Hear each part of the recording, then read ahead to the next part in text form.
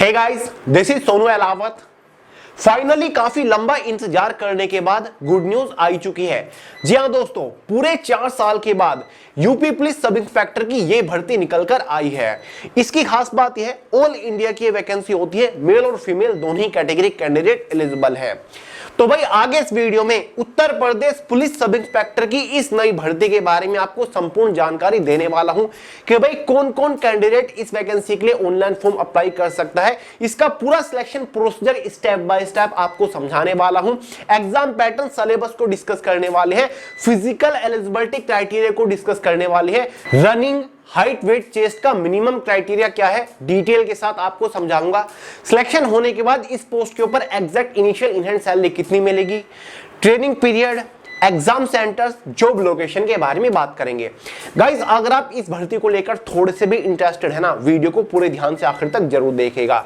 और हाँ, कल वाला जो वीडियो रहेगा बेस्ट बुक के रिगार्डिंग रहेगा, जहां पर मैं आपको बता रहा हूं कि भाई इस एग्जाम को क्रैक करने के लिए कौन सी बुक से आपको प्रिपरेशन करनी चाहिए। सब्जेक्ट वाइज सबसे बेस्ट बुक आपको रिकमेंड करूंगा, जिनसे आप घर बैठे एग्जाम को क्रैक कर सकते हो।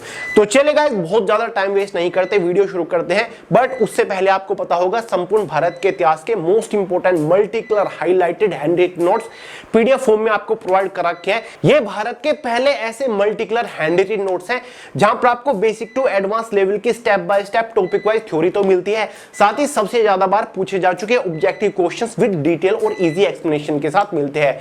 लिंक डिस्क्रिप्शन बॉक्स में, तुरंत पीडीएफ फॉर्म में डाउनलोड करके तैयारी शुरू कर दीजिएगा, क्योंकि इस टाइप के एग्जाम के लिए बहुत ज्यादा महत्वपूर्ण है। कभी भी हिस्ट्री कहीं से पढ़ने की जरूरत नहीं पड़ेगी। तो गाइस, इस वीडियो में हम बात कर रहे हैं यूपी पुलिस एसआई रिक्रूटमेंट 2025 के बारे में। मतलब उत्तर प्रदेश पुलिस के अंदर सब इंस्पेक्टर की पोस्ट के ऊपर भर्ती आ चुकी है, जो कि एक ग्रुप बी की पोस्ट है, ऑल इंडिया की वैकेंसी है। सब इंस्पेक्टर की पोस्ट के ऊपर टोटल नंबर ऑफ वैकेंसीज 4543 निकल के आई है। वैसे इसमें आपकी अलग अलग पोस्ट है, लेकिन ओवरऑल एवरेज जो टोटल वैकेंसीज है 4543 है। जैसे कि सब इंस्पेक्टर सिविल मेल और फीमेल की 4242 वैकेंसीज है। सब इंस्पेक्टर फीमेल बटालियंस के लिए 106 वैकेंसीज है। प्लाटून कमांडर पीएससी मेल के लिए 135 वैकेंसी है। Platoon commander special force male के लिए 60 वैकेंसीज है। ओवरऑल टोटल वैकेंसी 4543 यहां पर निकल के आई है। इन सभी पोस्ट के लिए आपको एक ही फॉर्म अप्लाई करना होता है। बस post wise, category wise cut off आपकी अलग बनती है, जिसके बेसिस पर यहां पर आपको पोस्ट दी जाती है। आगे आपको सारी जानकारी दूंगा। मेल और फीमेल दोनों ही कैटेगरी कैंडिडेट एलिजिबल है। सबसे पहले इंपोर्टेंट डेट्स के बारे में बात कर लेते हैं। गाइस, इस वैकेंसी के लिए ऑनलाइन फॉर्म ऑलरेडी कल से यानी कि 12 अगस्त 2025 से स्टार्ट हो चुकी है। फॉर्म की जो आखिरी तारीख है वो 11 सितंबर 2025 है। वेट मत करिए, फटाफट फॉर्म अप्लाई कर दीजिए। भारत के किसी भी राज्य से अगर आप बिलोंग करते हैं तो भाई इस भर्ती के लिए आप एलिजिबल है, आप फॉर्म अप्लाई कर सकते हैं। सीधी सच्ची बात यह है। बात करते हैं एलिजिबिलिटी क्राइटेरिया के बारे में। गाइस, सबसे पहले एज लिमिट को डिस्कस करते हैं, उसके बाद क्वालिफिकेशन देखेंगे। जनरल वालों के लिए मिनिमम एज लिमिट 21 साल है, मैक्सिमम 28 साल है। जो आपकी इस बार एज कैलकुलेट हो रही है वो एज ऑन 1 जुलाई 2025 तक हो रही है। सीधा सीधा समझिए, अगर आप जनरल कैटेगरी से बिलोंग करते हैं तो आपका जन्म 2 जुलाई 1997 से लेकर 1 जुलाई 2004 के बीच में हुआ होना चाहिए। लेकिन गाइस, इस बार एक सस्पेंस है, एक गुड न्यूज है। गुड न्यूज यह है कि हर एक कैटेगरी के कैंडिडेट को 3 साल का एज में एक्स्ट्रा रिलैक्सेशन मिल रहा है, 3 साल की छूट मिल रही है। क्योंकि कोरोना की वजह से और वैकेंसीज डिले आई है, इस वजह से सभी कैटेगरी वालों को 3 साल की छूट मिली है। 3 साल की छूट मिलने के बाद अनरिजर्व्ड कैटेगरी की जो एज हो जाती है, अनरिजर्व्ड या फिर ईडब्ल्यूएस वालों की, वो 28 से बढ़कर 31 साल हो जाती है। 3 साल जोड़ोगे 28 में, 29, 30, 31, ठीक है। तो ऑफिशियली तो 21 से 28 साल है, लेकिन 3 साल की छूट मिलने के बाद इस बार जनरल वालों की कट एज कितनी हो गई, 31, क्योंकि 3 साल का आपको यहां पर रिलैक्सेशन मिल गया। देखेगा ओबीसी एसटी एससी वालों को तो 5 साल का एज में ऐसे ही रिलैक्सेशन मिलता है। अब इस 5 साल में एक्स्ट्रा 3 साल और जोड़ दीजिए जो कि आपको छूट मिल रही है, तो भाई कितने हो गए हैं। अगर 28 में 5 जोड़ोगे 33 हो जाते हैं, और एक्स्ट्रा 3 साल भी जोड़ोगे तो 36 हो जाते हैं। मतलब ओबीसी एसटी एससी वालों के लिए एज लिमिट इस बार मैक्सिमम 36 साल तक हो चुकी है। ठीक है गाइस। अदर स्टेट के कैंडिडेट भी फॉर्म अप्लाई कर सकते हैं। अदर स्टेट के जो कैंडिडेट है अगर वो अपने स्टेट में किसी रिजर्व कैटेगरी में आते हैं या फिर सेंट्रल गवर्नमेंट में किसी रिजर्व कैटेगरी में आते हैं तो भाई आप इस वैकेंसी के अंदर अनरिजर्व कैटेगरी में ही काउंट होंगे। इतना समझ लीजिए कि भाई आप एलिजिबल है। बात करते हैं एजुकेशन क्वालिफिकेशन के बारे में। गाइस अगर आपने कोई भी बैचलर डिग्री पास कर रखी है, मतलब ग्रेजुएशन के नाम पर आपने कुछ भी कर रखा है किसी भी स्ट्रीम से किसी भी यूनिवर्सिटी से, तो आप एलिजिबल है। फिर चाहे आपने बीए का रखा हो कितने भी नंबर के साथ, फिर चाहे आपने बीएससी का रखा हो, बीसीए, बीबीए, बीकॉम कुछ भी कर रखा है ग्रेजुएशन के नाम पर, तो भाई आप एलिजिबल है। एपियर स्टूडेंट यहां पर एलिजिबल नहीं है। आपने अपनी ग्रेजुएशन कंप्लीट कर ली हो, फाइनल ईयर का रिजल्ट जारी हो चुका हो तो ही आप एलिजिबल है।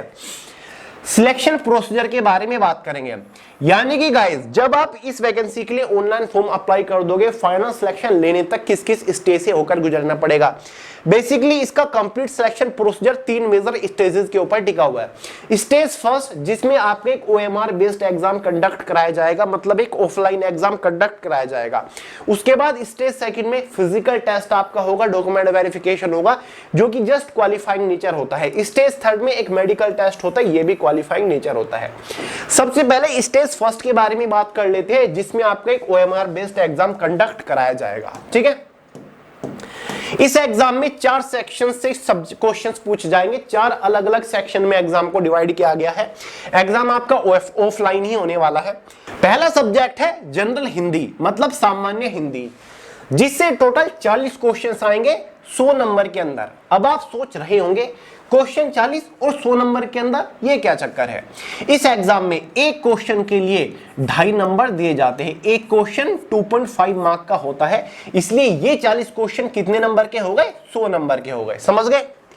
दूसरा सेक्शन है बेसिक लॉ का, यानी कि जो सामान्य कानून होते हैं, मूल विधि होती है। कॉन्स्टिट्यूशन, जनरल नॉलेज, मतलब मूल विधि, संविधान और सामान्य ज्ञान से टोटल 40 क्वेश्चन, वही 100 नंबर के अंदर।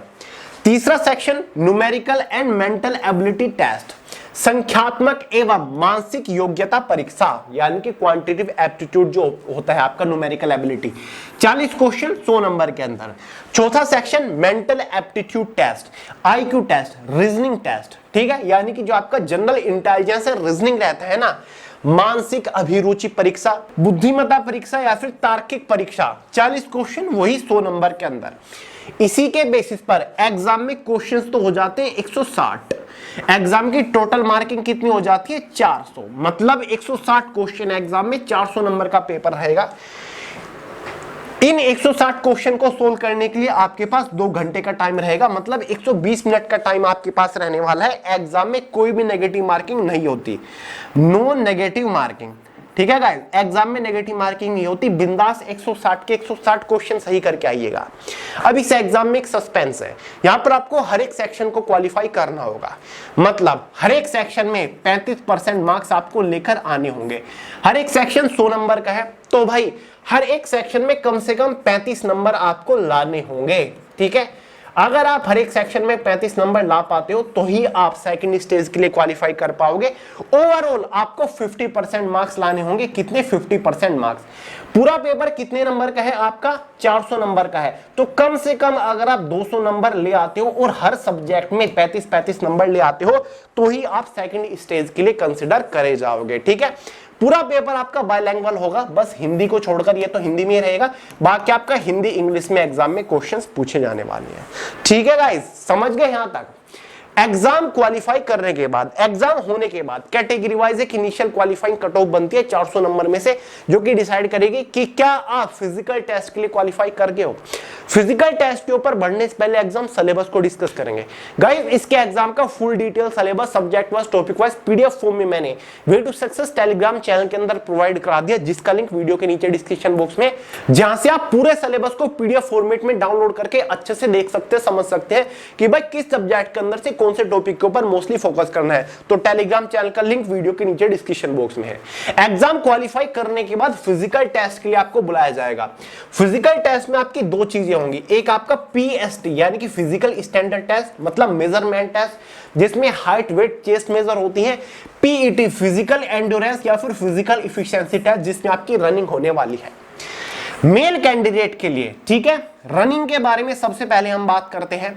मेल कैंडिडेट के लिए जो रनिंग है सभी कैटेगरी के लिए वो 4800 मीटर है, ठीक है, 28 मिनट के अंदर क्वालिफाई करनी है। फीमेल कैंडिडेट के लिए 2400 मीटर है, 16 मिनट के अंदर आपको क्वालिफाई करनी है, ठीक है गाइस।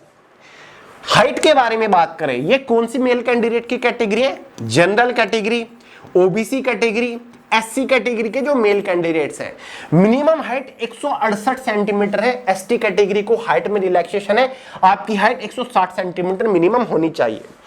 वहीं पर जो फीमेल कैंडिडेट है, कौन सी फीमेल कैंडिडेट? अनरिजर्व्ड कैटेगरी हो, ओबीसी कैटेगरी हो, एससी कैटेगरी हो, इनके लिए मिनिमम हाइट 152 सेंटीमीटर है। वहीं पर एसटी कैटेगरी की फीमेल कैंडिडेट की 147 सेंटीमीटर हाइट है। चेस्ट के बारे में अगर हम बात करें, यही तीनों कैटेगरी के जो चेस्ट मेल कैंडिडेट है 79 सेंटीमीटर से लेकर 84 सेंटीमीटर आपकी चेस्ट होनी चाहिए।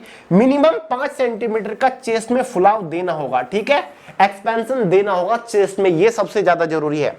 एसटी कैटेगरी को चेस्ट में रिलैक्सेशन है, 77 सेंटीमीटर मिनिमम चेस्ट है, मैक्सिमम 82 सेंटीमीटर आपकी चेस्ट होनी चाहिए। फीमेल कैंडिडेट के लिए चेस्ट मेजर नहीं होती। और फीमेल कैंडिडेट के लिए जो मिनिमम वेट होता है, ठीक है, फीमेल कैंडिडेट के लिए मिनिमम वेट 40 केजी होना चाहिए। कितना? 40 केजी मिनिमम वेट होना चाहिए फीमेल कैंडिडेट में, तो आप एलिजिबल है। बाकी मेल कैंडिडेट का जो वेट है वो हाइट के अकॉर्डिंग मेजर होता है, ठीक है गाइज। फिजिकल टेस्ट वाले दिन ही आपका डॉक्यूमेंट वेरिफिकेशन होगा।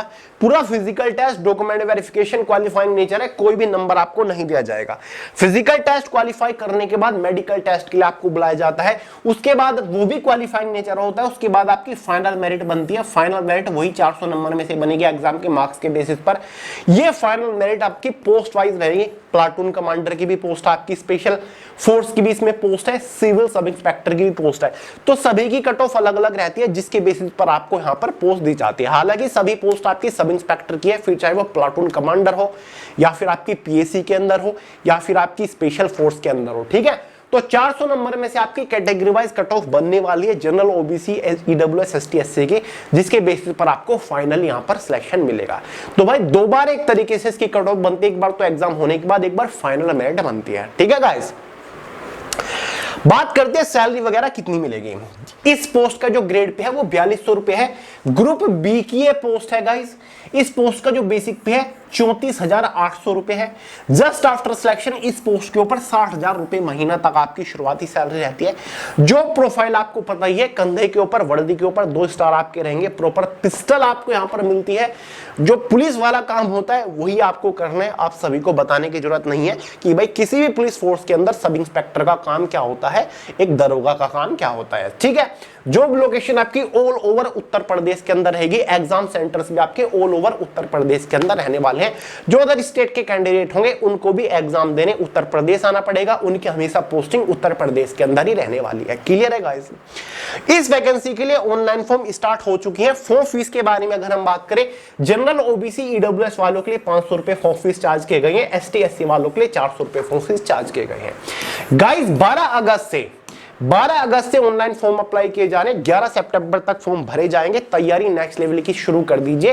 कल मैं आपको बेस्ट बुक के रिगार्डिंग वीडियो प्रोवाइड करा दूंगा कि भाई किस सब्जेक्ट की तैयारी कौन सी बुक से करें। साथ ही उसके बाद एग्जाम को क्रैक करने के लिए एक जबरदस्त रणनीति, मतलब प्रिपरेशन स्ट्रेटजी भी आपके साथ शेयर करूंगा। लगातार चैनल के ऊपर बने रहिए, एकदम बेस्ट वीडियोस आपको प्रोवाइड करूंगा। तो चलिए गाइस, इस वीडियो में इतना ही था। बाकी इसका जो फुल डिटेल सिलेबस है या फिर नोटिफिकेशन टेलीग्राम चैनल के अंदर मिल जाएंगे, लिंक डिस्क्रिप्शन बॉक्स में। इस वीडियो में इतना ही था। पसंद आया लाइक करिएगा, दोस्त के साथ शेयर करिएगा, चैनल को सब्सक्राइब करना मत भूलिएगा। मिलते हैं अगली वीडियो में बहुत जल्द, तब तक के लिए जय हिंद।